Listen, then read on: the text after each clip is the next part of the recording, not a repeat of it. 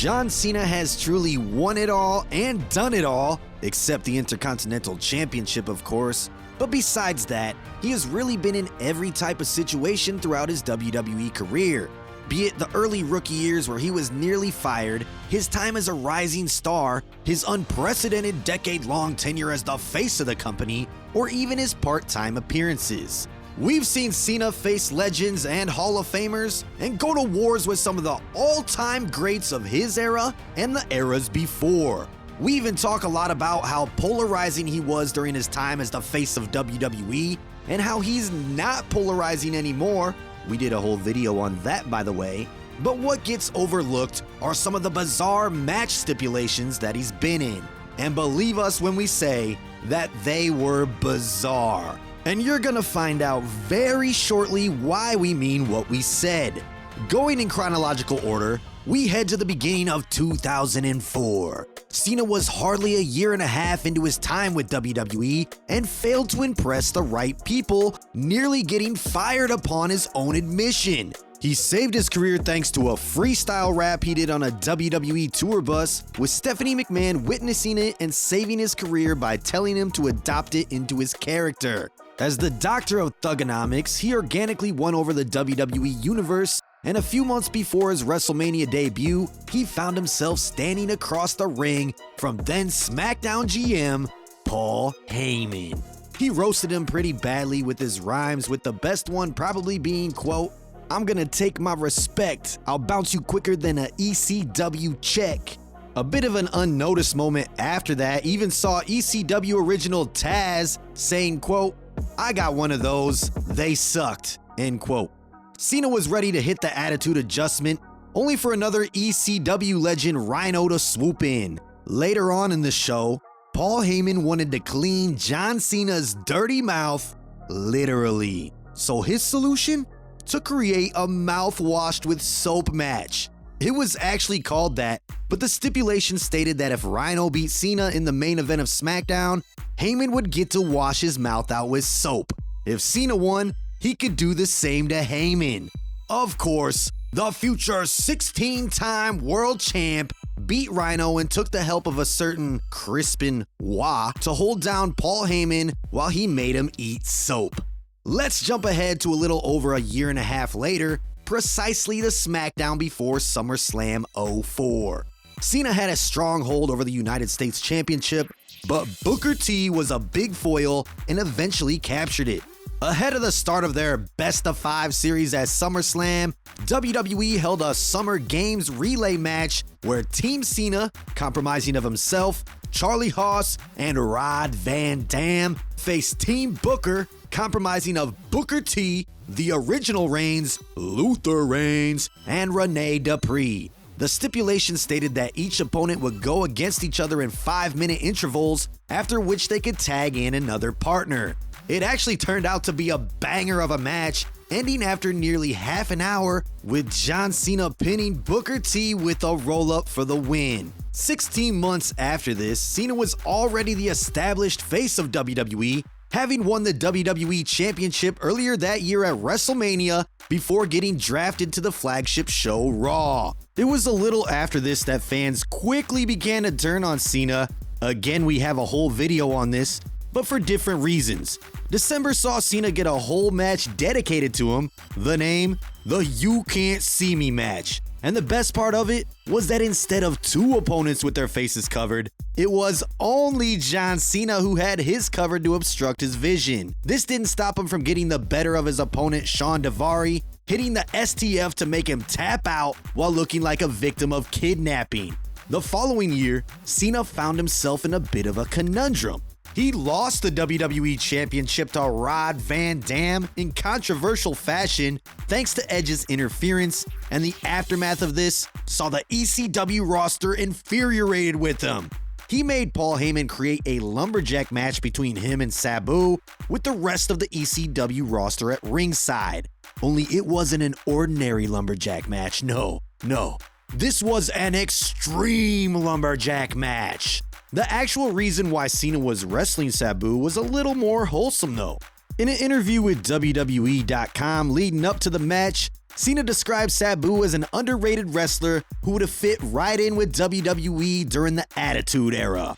We highly recommend you go to Peacock and check this match out, because this might just be one of the most overlooked matches of Cena's legendary career and an affirmation of just how unique Sabu really is, making the most of what he had in little under 7 minutes. A little later that year, Raw was a hotbed for B-list celebrities, including Britney Spears' then-husband Kevin Federline. Mind you, they were in the midst of a split, so WWE had a short period to utilize him before he went out of the spotlight. He ended up costing Cena at Cyber Sunday against Booker T, and then actually faced John Cena in the New Year episode of Raw in 2007. If John Cena versus a B-list celeb wasn't bizarre enough, then get this. It was the B-lister who actually won. Thanks to an interference from the late great Umaga, Federline managed to pick up an easy win. Mind you, this was very much in the midst of the Super Cena era.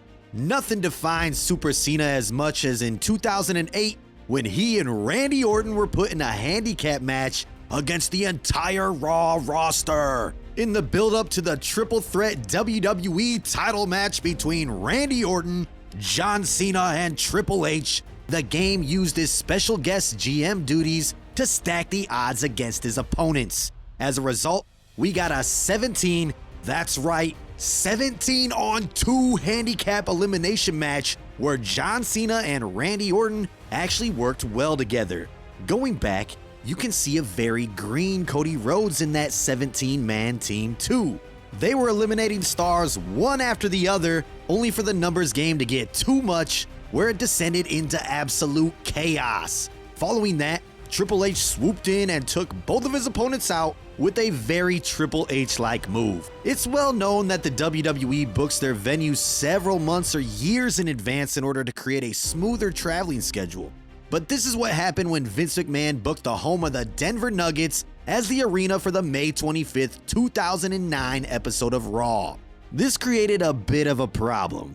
While the venue was booked before the start of the season, the Denver Nuggets ended up making the playoffs where they would play the eventual champions of the season, the Los Angeles Lakers.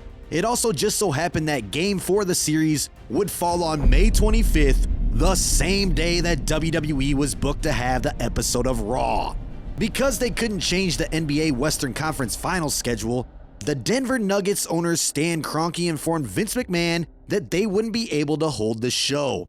Instead, the Denver Coliseum was offered as an alternate venue so that the 10,000 plus tickets sold would still be valid. But Vince McMahon wasn't having any of it. He took several public shots at Nuggets owner Kroenke, first stating that Kroenke didn't have enough faith in his team to book the venue for May 25th. Ouch. He even went on SportsCenter to publicly state that Kroenke should be arrested. He said, quote, "It's my view that Stan Kroenke should be arrested for impersonating a good businessman, because he is not a good businessman," end quote. Remember how we mentioned a simple change in venue solution?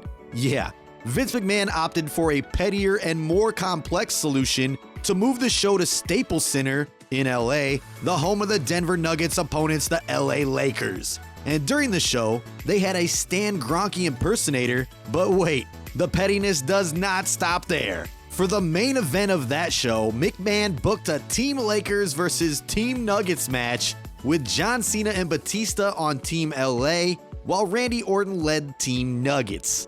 It's safe to assume who won that match, but was it right for Vince McMahon to get mad about the Kroenke Arena situation? Probably, but was it warranted to bring it to the forefront of the public eye when most WWE fans simply didn't care? Absolutely not. But that didn't stop Vince McMahon from making a big deal out of it anyways. We now jump a few years ahead to 2012, when Alberto Del Rio decided to ruin Christmas by accidentally running over Santa Claus, who was basically Mick Foley all dressed up. Del Rio justified that everybody knew where he drove his car, so it wasn't his fault in the first place. Booker T revealed to him that Santa's last words before losing consciousness were that he wanted Alberto Del Rio in a Miracle on 34th Street fight against John Cena.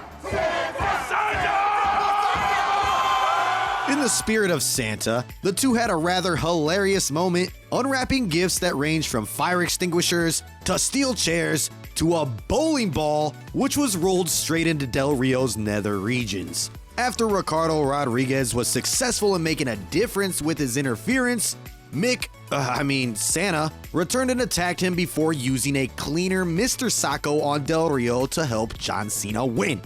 One of the periods of Cena's career that truly made fans appreciate him was his final stint as a full-timer, which can be considered between WrestleMania 31 and Hell in a Cell 2015. This 6-month run saw Cena have a relative stronghold over the United States Championship, cementing his place as one of the all-time great champs with a series of open challenges, often against up-and-coming superstars. In a series of matches against Rusev, whom he captured the US title from, he had a unique stipulation match against him at Extreme Rules. It was a Rusev chain match. Y'all remember when Rusev was Russian and not Bulgarian, right? Well, in essence, it was a strap match, but instead, both superstars had their hands tied to the chain instead of a strap, using it as a weapon against one another. It was exactly the same as a Texas chain match, but with a different name. Here's a fun little fact for you. The third ever WWE champion Ivan Koloff used the Russian chain match as his specialty. Well, in this last match, obviously Cena came out on top. The last and final entry on this list is a rather bittersweet one to talk about. In what just might be the most unique match in Cena's storied career, he ran it back one last time against his rival from 6 years ago, Bray Wyatt. Had the pandemic not happened, we likely would have gotten a regular match with The Fiend winning. But the Firefly Funhouse match was something much bigger and better, with hardly any punches needed to be thrown. Instead, it was all about psychological warfare. Let me in. The pandemic meant that WWE had to rethink a way to entertain audiences without a roaring crowd present. At WrestleMania 36, this presented itself in two very unique matches. The Undertaker's final bout, the Boneyard match against AJ Styles, and the Firefly Funhouse match one night later. It was a trip, and we mean that in the best way possible. Going down memory lane, we saw references of Cena confronted by a puppet Mr. McMahon who said, quote, "Such good shit," end quote. A direct shot at Jon Moxley, who imitated that line when expressing his frustrations after leaving WWE. We even saw Cena go back 18 years before his debut match against Kurt Angle, a preview of what it would look like if Cena had been in the NWO, a vintage-style 80s vignette featuring Cena and Wyatt, a return of the Doctor of Thugonomics, and even a tease of Wyatt's old Eater of Worlds persona. It's one of those things that will age like fine wine because WWE has never done this before and they haven't done it since then. Take the two creative minds of Cena and Wyatt and add WWE's mind-boggling production quality and you've got a match for the ages. A match that was far more about psychological than it was physical warfare. It's a lot easier to appreciate when you've witnessed Cena's career unfold in real time, and the match remains a gem of Easter eggs and subtle references that you may only get after watching it multiple times. It was as incredible as it was bizarre, and even though it ended with John Cena simply disappearing in the ring rather than a 3 count, it was a fitting end to a great story. Little did we know that we would lose Wyatt only a little over 3 years later. Rest in peace, Bray.